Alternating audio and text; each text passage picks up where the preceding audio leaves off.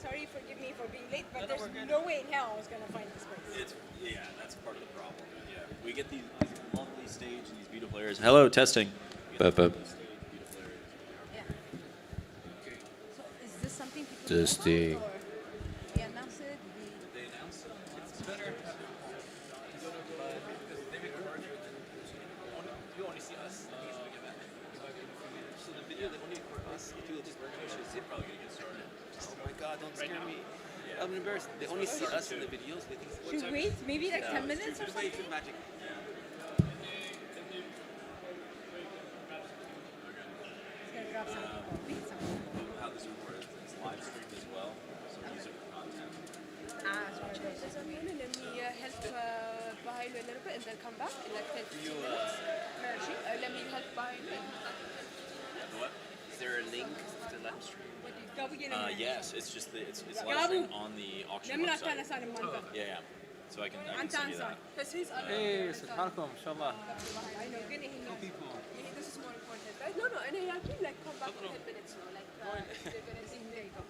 Are we taking 10 minutes? Or less? Just a couple minutes maybe, but because they're. Gotta go. Well, we have the stage. So we can take as long as we want. But they did announce that it was a 2 on the last week. If not, like it's all good. Thank you.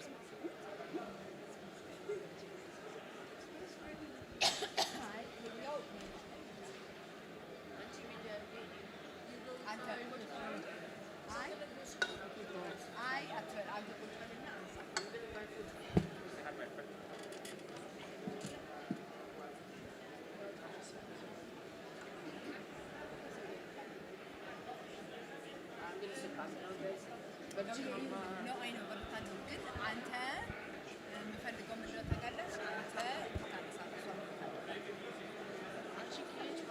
Because behind us, I know that's why. Because like people are not talking about you more so or like I could take like a few minutes, like 5 or 10 minutes of this session. You want the whole thing?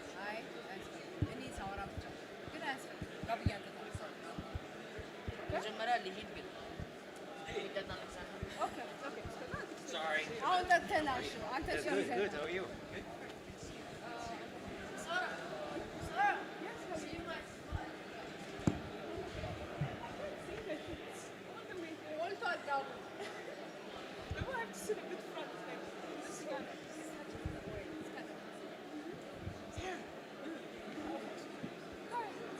How are you? Good.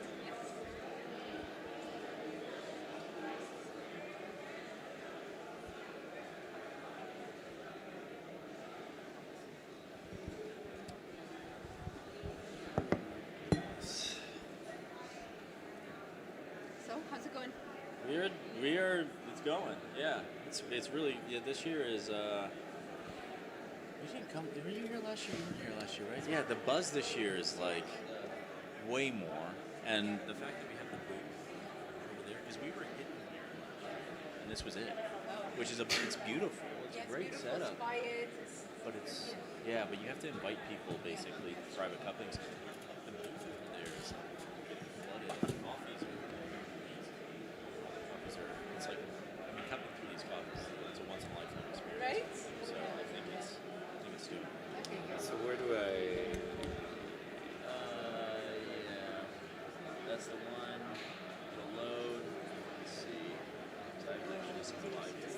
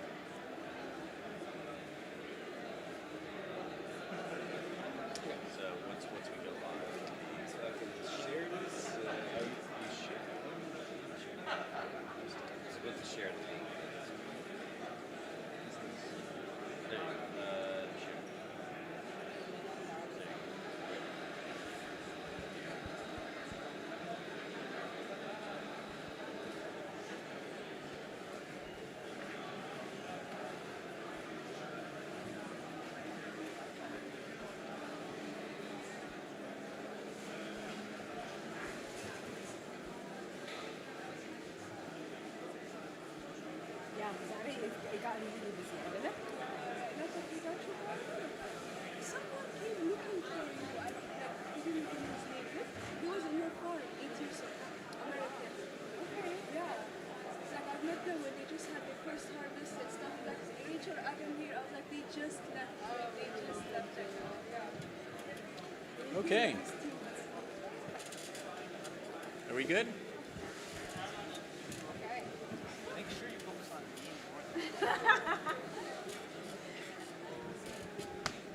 It does seem to be a little bit more distance here than here for some reason. Yeah. So we just move it closer. I feel like you guys like Let's each other. huddle You're up. like isolating. Yeah.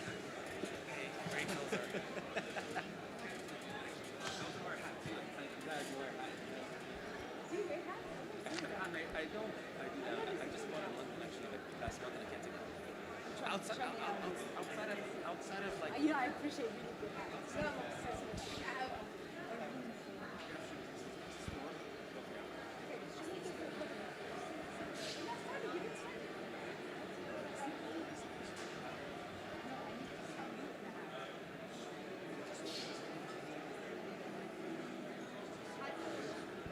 Testing, testing. We ready? You guys good? Water? I chugged my water. Now I'm gonna have to go to the bathroom in the middle of this. Okay. Good? Okay. Hi, everybody. Welcome back to the auction stage. I'm David Paparelli, co-founder of M-Cultivo, for those of you who are here for the first time on this show. And we are doing something really special as we lead up to the Dubai Coffee Auction by DMCC. So just as a reminder, we have a world-class coffee auction that will kick off, live auction that will kick off at 2 p.m. tomorrow. And throughout the next day, there'll be an open bidding period for that auction. And on the stage right now, we have a producer panel where we're going to be talking and learning about not just these coffees. There's some incredible coffees in that auction, that goes without saying. They are, in fact, world class. But we're going to be learning about some of the stories behind those coffees. You know, how do we get to a luxury coffee segment? And I can't think of anybody better to have on stage with me today than this fine group of people. And they have an interesting through line as well that we'll get to, but I'll give them a quick intro before we get started, just so you guys are aware if you are not. So Willem Boot is on the far left, and Willem is, Boot Coffee was one of his original operations, but he's since gone on and found Finca La Mula and Finca Sofia. He's a coffee extraordinaire. He's been around the world. I don't know anybody who knows more about coffee than Willem, who has had quite the eclectic experience that he's had. From lions roaring in Ethiopia to riding on mules to find and buy land in Panama to jump off on Panamanian geisha as a farm. So you can try Finca La Mula, that is after the mule he rode on. Mokhtar Al-Kanshadi is next, and his coffee on auction is Al-Kanshadi Estate, but he is a well-known Yemeni coffee producer with Port of Mocha, and has been for a number of years. He also runs the Mocha Institute, which is a nonprofit, and he is known as the Monk of Mocha. There's a fantastic book about him, fantastic coffee story, and a true honor to have him here with us today on the panel. And then finally, last but not least, of course, is Rachel Simwell, who is the founder of, or co-founder, I guess, of Geisha Village, which is one of the best coffee producing farms in Ethiopia, and a true innovator in the space. I mean, what they've done on a plateau in the far outreaches of that area is not just innovative from a coffee perspective, but from an environmental perspective, and a community perspective, and an economic perspective. I mean, it is just an incredible story, though. So looking forward to hearing these guys. And these guys are all, I mean, we talk about this in coffee a lot, but they're all part of kind of a coffee family tree, I guess I would call it. So there's been serendipitous moments, and I would love to get into that. But first, this is going to air on our podcast, The Cupping Table, which is M-Cultivo's podcast. And we have a tradition here, which you guys are all familiar with because you've been on the podcast. But what is the best cup of coffee that you've had recently? That's the first question I always like to ask. We'll give it to you, Rachel. Well, Geisha Village Narsha Natural, of course. What about for you? the best. I did just now. I had an amazing Abu Geisha coffee that had a really interesting rehydration process that you did not taste it at all in the cup, and it was really wonderful. And I just had a wonderful cup of La Mula, which was this, like the very, very first mini harvest of this season, and just a very deep natural coffee, like a natural coffee that is not just one layer of flavors, but it is various layers, and I can still taste it right now while I'm savoring the aftertaste. Thanks, Mokhtar. That's a hard question at a coffee show like this, especially when there's so many fantastic producers around. You feel like you're going to offend somebody if you say one coffee's better than the other, and they're all out here sitting in front of you, so that's terrible too. But I wanted to get a through line, and I wonder who the best person to kind of talk about out of you guys, the serendipitous moment of kind of meeting and finding that passion of coffee. I feel like I might... I think this is mine. I was going to say, okay, go ahead, I was just telling Willem, we were walking over here today. I'm like, wow, Willem, from Apples, Los Angeles, 2013 to Dubai. My first ever coffee event or coffee meeting was in 2013. I heard of a small coffee event that Willem had organized with the Coffee Quality Institute. And basically, they created an event where they invited the largest or some of the most prominent Ethiopian producers and to meet and connect with some of the most prominent specialty coffee buyers in the United States. I should not have shown up at that event, but my good friend Graciano Cruz, a friend from Panama, said, if anyone asks you, tell them I told you to come. So as soon as I walked in there, Willem's asking me, how did you hear about this event? Because it was a closed event. As soon as I said Graciano, he said, okay, I understand. And so it's where I met Willem the first time. And he, by chance, was working on a report with USAID and the Yemeni government on the state of the supply chain or coffee market in Yemen. And it's where I met her wonderful husband, Adam. And he told me he has a farm in Ethiopia. And it was the first time I met actually an Ethiopian farmer. And so that's how I met these two wonderful people, their worlds. And for you, Rachel, what was your connection to Willem? When Adam and we did a documentary film for the Ethiopian government. And when we did the documentary film, we really had to travel different parts of Ethiopia. That led us to this moment of clarity that we said, you know what? We're going to actually get into coffee. What if we did this coffee thing ourselves? You know, it's very naive, and we were very much like, I don't know what we're getting ourselves into. We don't know what it is about, but it sounds good. Let's do it, right? And of course, when we wanted to do that, we wanted to learn from the best. We wanted to learn somebody that actually loves coffee. And Adam is an amazing researcher, so he Googled Willem Booth Coffee. And that's how we ended up, and we went to Panama and took a course with Willem. And I remember meeting Willem. I don't know, he was so obsessed in his class. Every like half an hour he was brewing coffee. I was just like, Jesus, right? And we're, just the passion, the perfection, the layers and layers of details he went through. There's something about that. I was just like, okay, I want to know what he knows.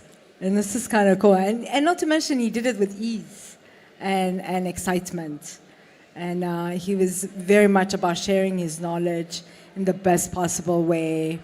We had a lot of fun, and we decided to be friends since then, right?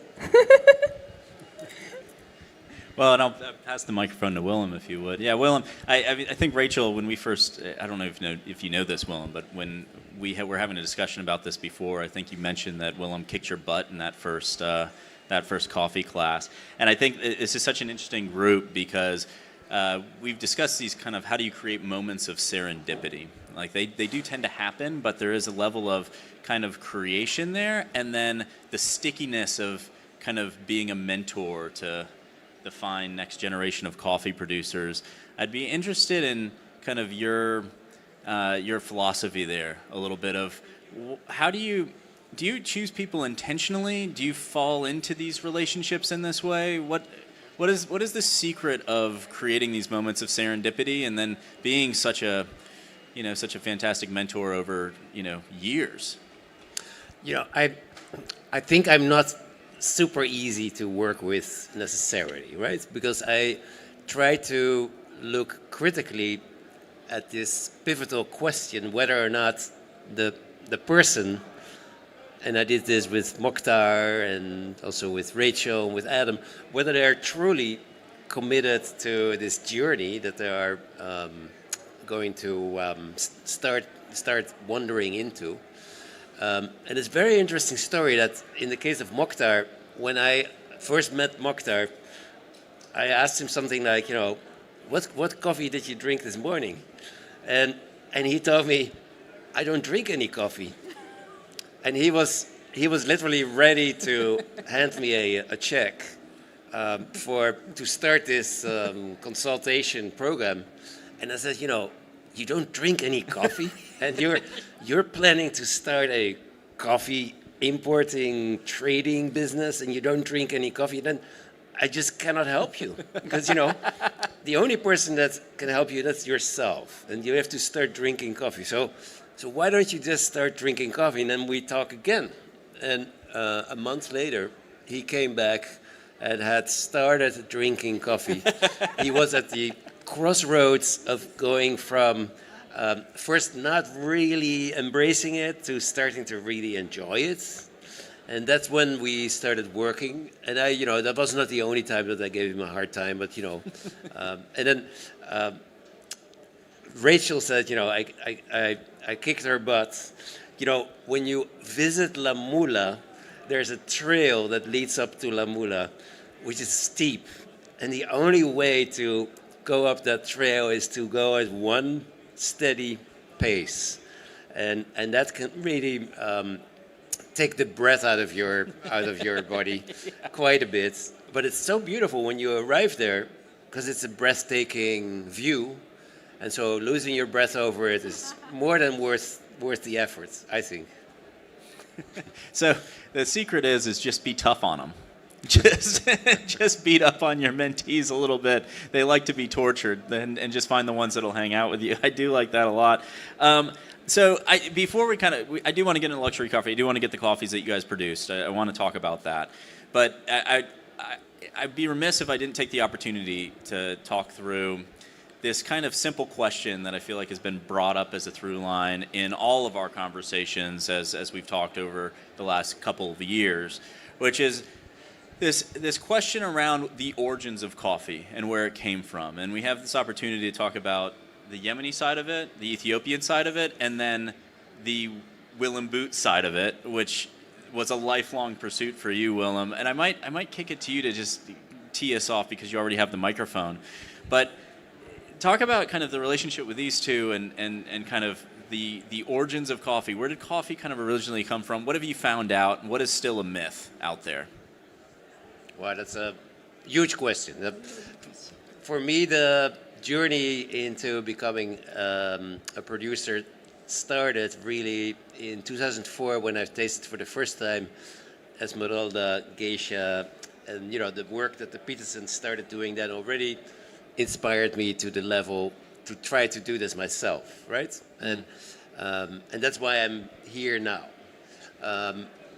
There are so many also new origins that are gradually coming up, partially because of changing climates. So you can grow coffee in places where it was not possible before. And I think of, I hear about new origins in Caribbean and in places in the Pacific Ocean, places where we never thought that coffee could thrive, right?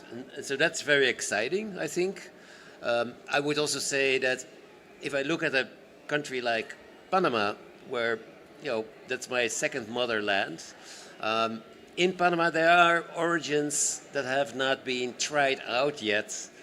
There's enough land in Panama, but they haven't been tried out yet because it takes a lot of infrastructure, people and water and various aspects to do this. To the same degree, I would say, and then I'm going to hand it over to Mokhtar, because in Yemen, there's so many places where coffee hasn't been able to thrive yet because of lacking infrastructure. And the same could be said for Ethiopia. Look at the ancient origin of Harar, which kind of disappeared off the map of specialty. But so these places are very exciting because they have been there for a long time, or they still need to be discovered. You guys want to? Yeah, Rachel, and I mean, there was this idea that Geisha Village on that plateau was was there a varietal found there or something that was kind of traced back to one of the original Arabica coffees? I mean, do you guys feel like you found that is where coffee may have started in a wild environment? I mean, it makes sense, I would say, of course, there's a lot of arguments that the originality of Geisha Arabica is in Ethiopia, and we might have that origin being Geisha Village. But listen, the terroir of Ethiopia, the Geisha Village terroir, the Ethiopian terroir is really just in it for coffee. Coffee grows effortlessly in Ethiopia. It just really doesn't require much effort for it to grow. So when that happens, of course, there's a series of different varietals that can be found. I'm sure there's a bunch that has not even been discovered, like Willem is talking about, that we can grow. With ours, with Geisha, we found in our forest a variety, the Gore Geisha variety, that is very similar to the G31, which is also very similar to the Panamanian Geisha variety. So, I think it's endless, right? I mean, nature provides us with so much, and I think there's an endless variety of opportunities in the world. What about you, Mokhtar?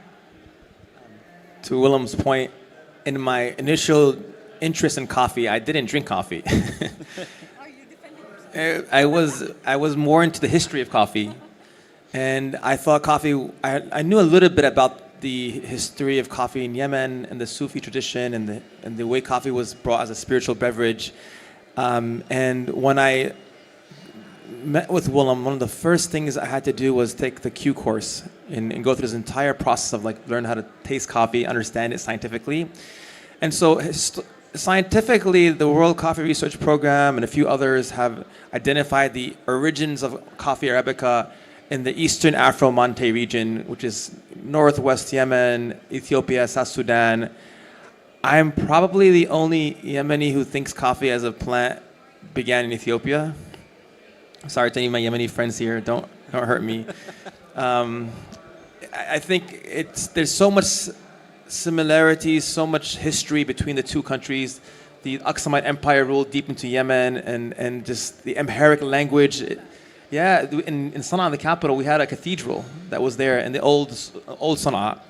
And the Amharic language, the script is very similar to the old Saba'in script we had in Yemen.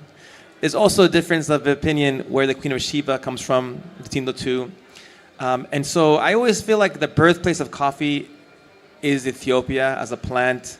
But the first people to make it into a beverage, to cultivate it, where the first cup was poured was Yemen. I was just talking to some Ethiopian people over there, and they're like, yeah, Yemenis, you guys were really good at marketing. And so I came into coffee from the historical point of view, and I was obsessed with the historical distribution of coffee Arabica. Arabica comes from Arabia.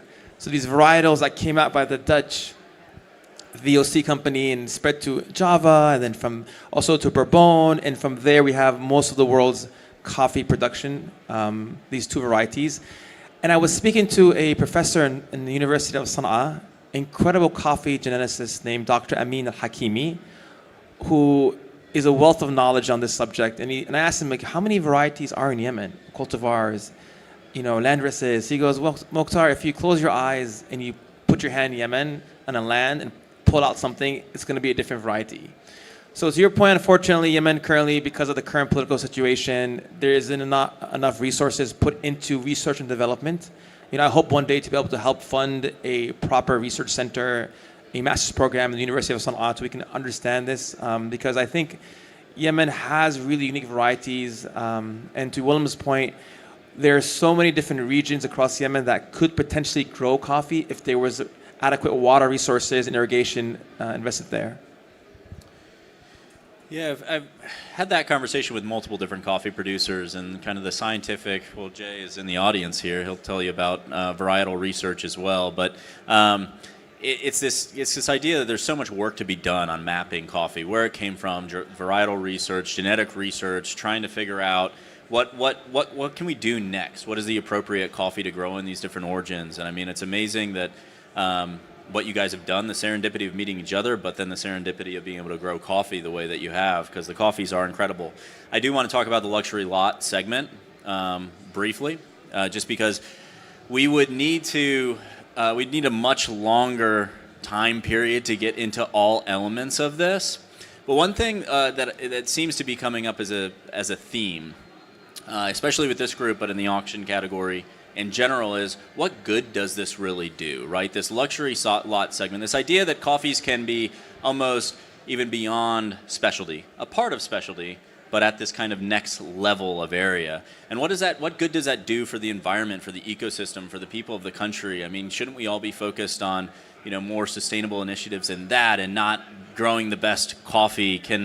Maybe Rachel, can you talk about how this luxury lot segment actually supports this entire ecosystem that Geisha Village has created, and how the quality plays into that versus is a deterrent for it? I think, okay, this is a very good question. Okay. I think luxury and the way we're looking at it, for Geisha Village, we really just, it's an extension of our expression. Meaning, for Adam and I, when we got into coffee, we said, what if we take so much attention, so much love for coffee, and give it so much attention to detail, as we did in our photography and filmmaking job? What if we did that for coffee producing? What would that mean? What would that translate? Because we're not agronomists, or we're not in the business, but we said, as an art piece, what if we take care? Which means that concept goes around with taking care of not only the A to Z of the processing of the coffee growing, from picking to drying to meeting our clients' need, but every aspect of it. It's about really understanding what the forest needs, what the employees need, what the customers need. It's that attention to detail is really paying attention to the flavor also that comes in there, and what the flavor our clients need. That gives it an attention to also the environment, right? And your employees, right? It's paying attention to every aspect of it, which it creates that, awareness to the environment that you've created, this vortex that you've created just by having a farm in the middle of nowhere, right? It becomes you become your own energy, so to speak, affecting an ecosystem, right? And how would you want to do that? How would you do that? How do you pay attention to that? And what detail and what play do you play there? And how do you make it play where it makes sense, that you translate it to be part of something you're proud of, right? Which is conscious to the environment, conscious to everyone and everything that goes around, right? And I feel like we've done that, and it's been a really amazing experience at Geisha Village. Does that answer your question? Absolutely, yeah, absolutely. And Mokhtar, you're in a similar but different kind of environment, and in a lot of ways almost impossible. Miraculous that coffee can be not produced to the quality, because Yemen has all the right makings of that, soil terroir. But I think you described it before, that it rises as a phoenix after a drought and rain. It's an unbelievable environment. But the political environment, the community that you're working with and pouring into. what have you witnessed over the years, or what have you learned over the years as you sort of work within coffee within Yemen and the extension of what coffee can be to Yemeni people? I think that every supply chain has a political reality. Everything we consume, we wear, we drink comes from somewhere, and there's a political reality there, and it affects people in a real way. Lately, we've seen that a lot more with the recent tariffs, and for example, in the U.S. But in Yemen, we've been going through this reality for 11 years now, this horrific war that's man-made, and it's caused horrible famine, all these difficult realities. And as I go back to history, I was also inspired by what happened with, for example, the genocide in Rwanda and how coffee was used to bring communities together through our supply chain. And how that was kind of the backbone to help rebuild the economy.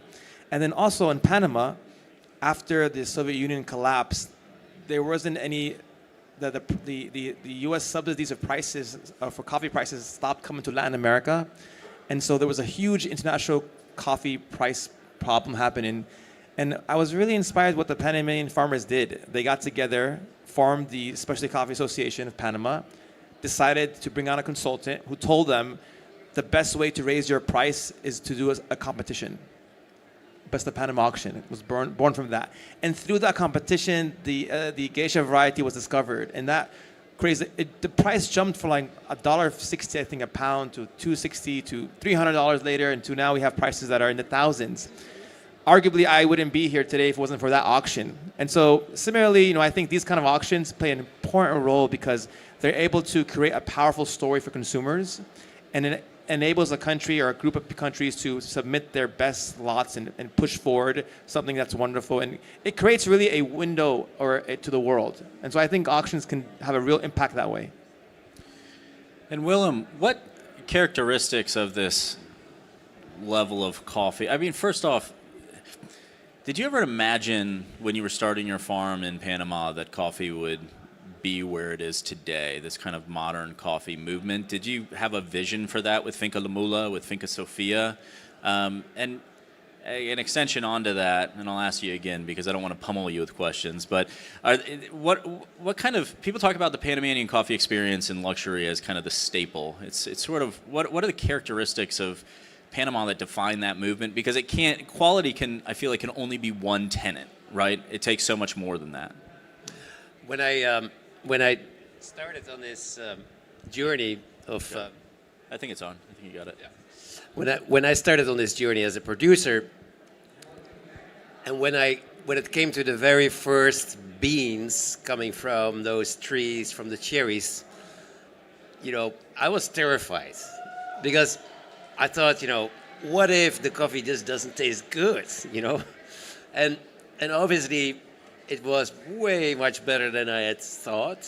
I could have never dreamt that we, in our farms, with the help of all our people and with the help of Mother Nature, that we would be so successful. But I could not have imagined how things have been developing for coffee in Panama and in Yemen and in Ethiopia. When I started this journey. And we were lucky enough that we started this also in a time period where consumers started to become curious about flavors of coffee. They started to change their habits from seeing coffee as a utility, as something that you just, brew and drink and use for the caffeine, that it became truly a beverage of intense enjoyment. And then seeing, the consumers in origins like here in the Middle East and in Asia to take it also to an other level, that was just something that we could say it could have been serendipity, or it could have been partially of our own making, or it could have been good timing or lucky timing. It is what is happening now. That is basically the lesson I'm learning. This is we're riding that wave, and I'm very happy to have been on various of these waves and to continue on these waves. Yeah, go ahead. Yeah, please. But I think what is important is what for us, understanding and working with Willem, we had the same shared vision in a way, you know, that quality aspect of makes a difference in the cup quality at the end of the day. You know, that work and that layers of work at the end of the day. And that's what attracted us with Willem, because he was obsessed with, you know, from the ground up, like, who are you guys? He said, I remember, who are you guys? What do you guys want? You know, yeah, Ethiopian coffee. And what do you want from your coffee? What is your intention? And that was a very interesting thinking that we had to dig deep within us, Adam and I, to say, okay, how do we define? Because coffee in Ethiopia is amazing. There's really amazing coffee everywhere in the world. But how do you distinguish yourself to be exceptional, right? And it's not, for us, we weren't thinking about the price, the high prices, etc. But like, how do we make really delicious coffee is the answer we were looking for, you know, that we're proud of. Yeah. If I may add to that, you know, that aspect of intentionality, like that Rachel touched on, that is only possible if you inspire and motivate the people at the farm. And it's not just about the managers and the executives. No, this is people that work at the harvesting of the cherries, that do the hard work at the drying tables. And helping them to become inspired also requires you to incorporate them in some of your decision making, in how you do things, so that they can inspire others that work with them. And that's really key.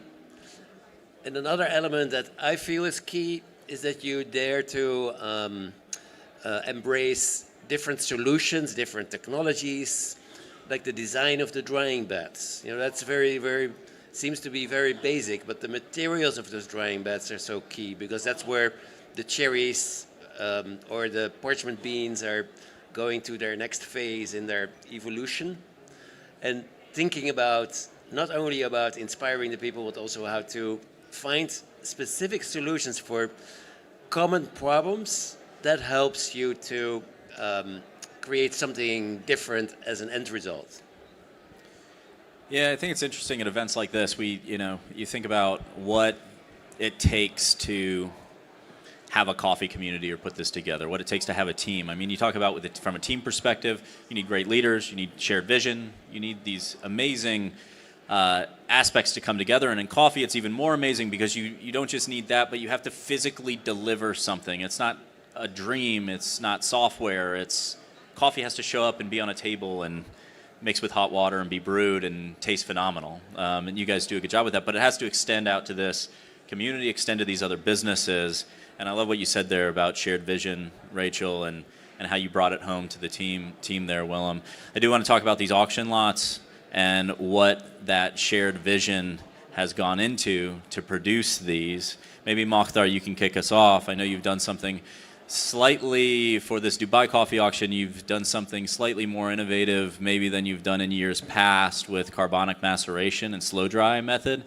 Would you mind talking about these special lots that you have on the Dubai coffee auction without maybe getting too scientific and technical about it?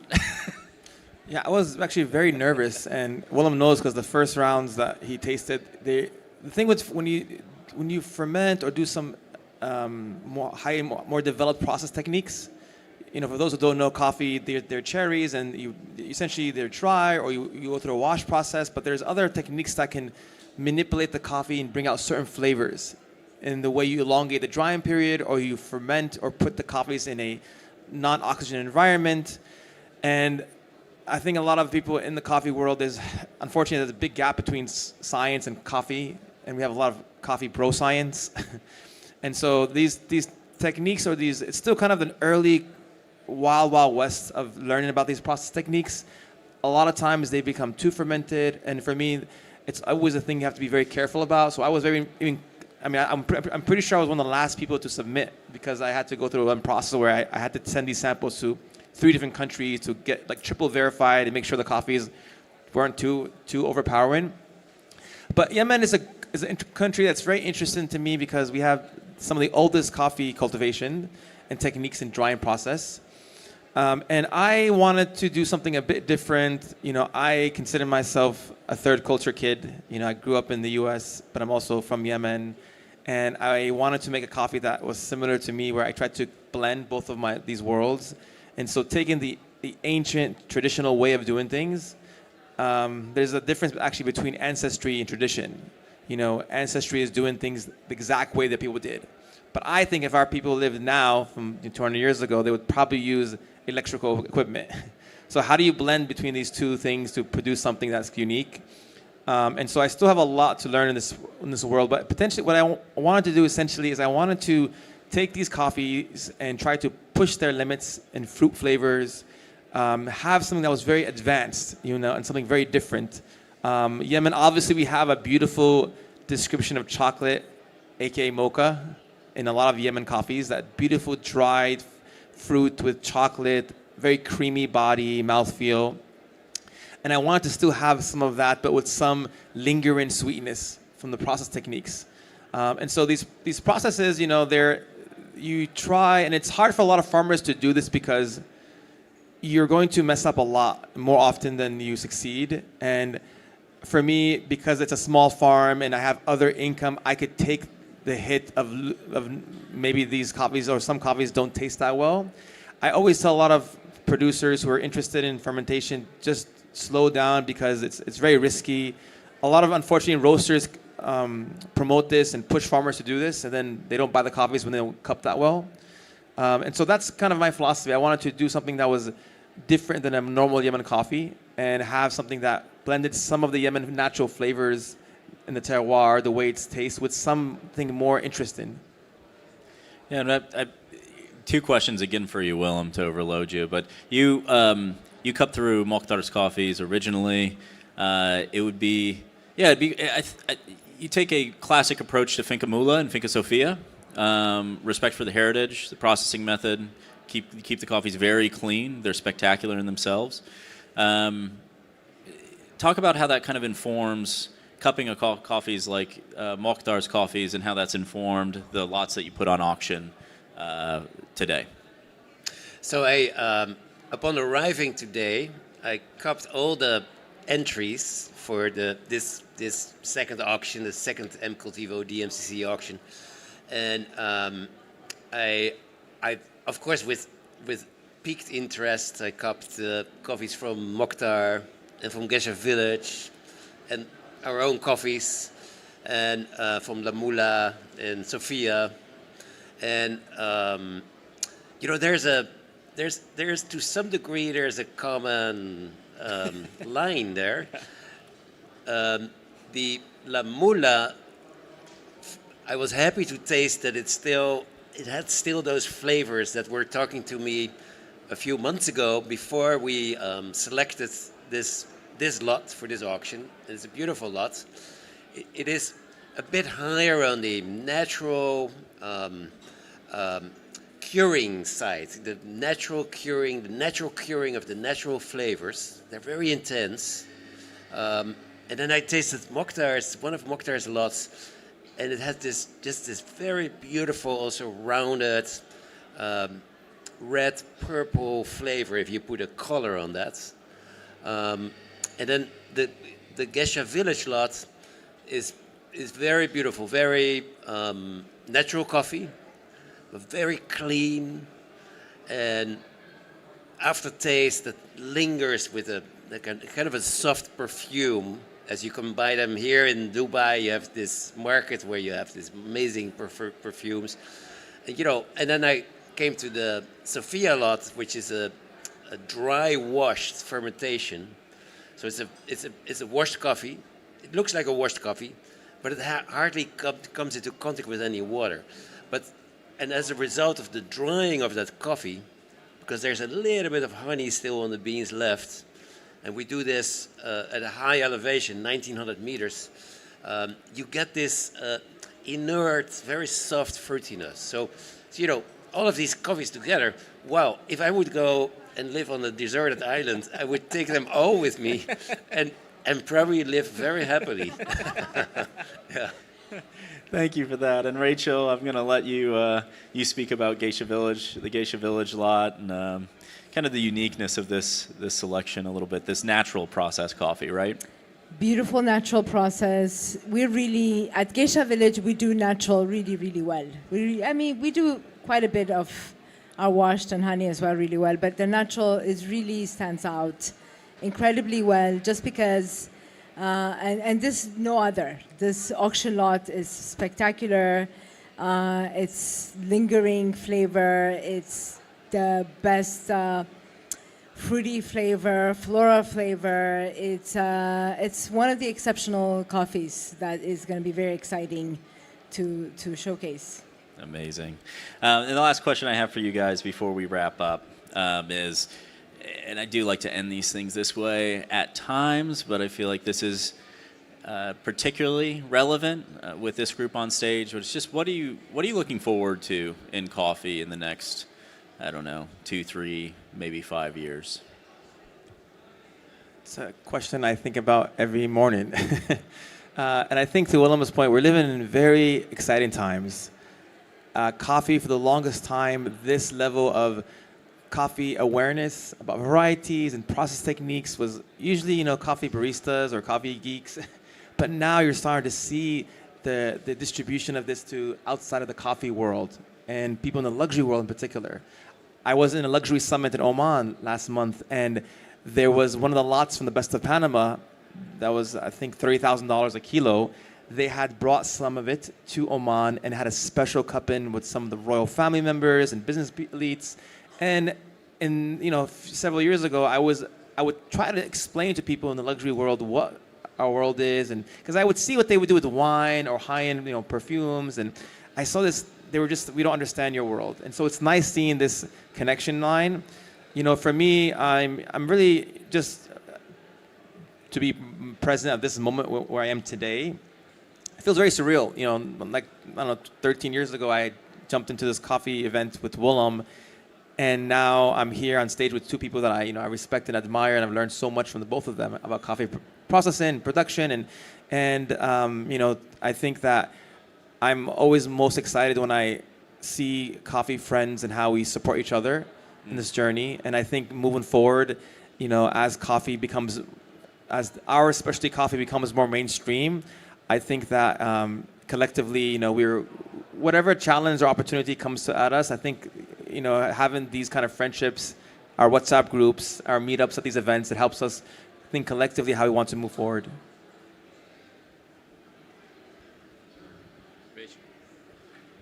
That's why would I? For me, I really want to have unique flavoring of coffees, for unique varieties. I want to experience different types of, I love Geisha Village, but I want to add, like Willem earlier mentioned Harar.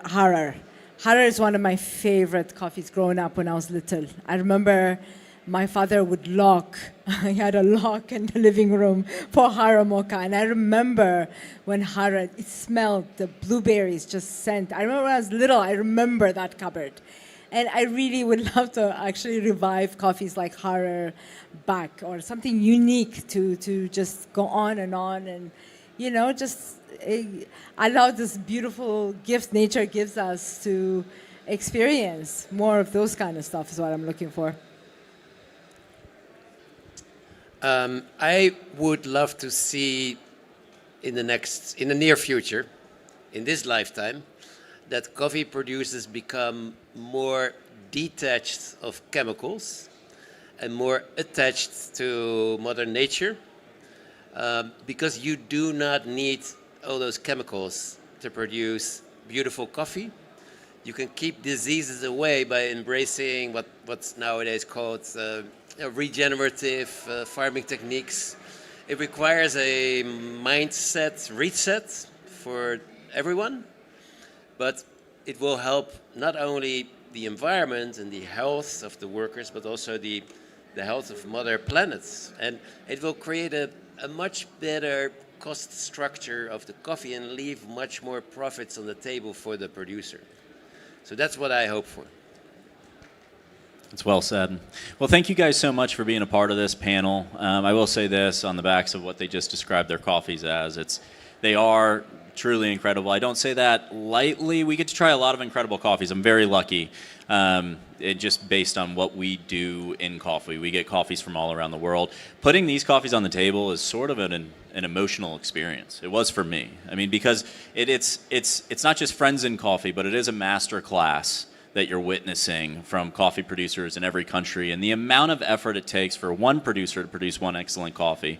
Combine that in all these different countries, all these different cultures, all these different environments, all these political contexts that we have to deal with, and get that on a single cupping table is incredible. So if you haven't tried them, you have to. You can try them at our booth over here, just to the right of us, and a little bit more action. We have a booth in the main area as well. So thank you to these guys. If you could give these guys a round of applause just for not just this panel, but the coffees they've been able to make.